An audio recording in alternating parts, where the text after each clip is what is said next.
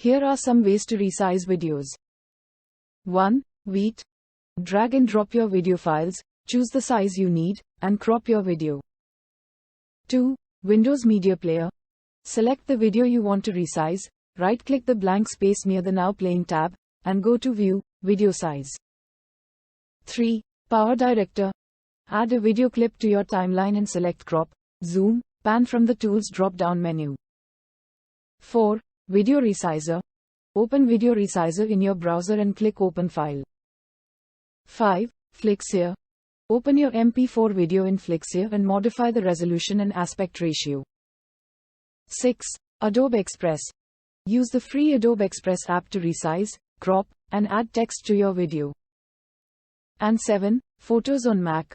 Double-click the video clip to open it, click Crop in the toolbar, and drag the selection rectangle.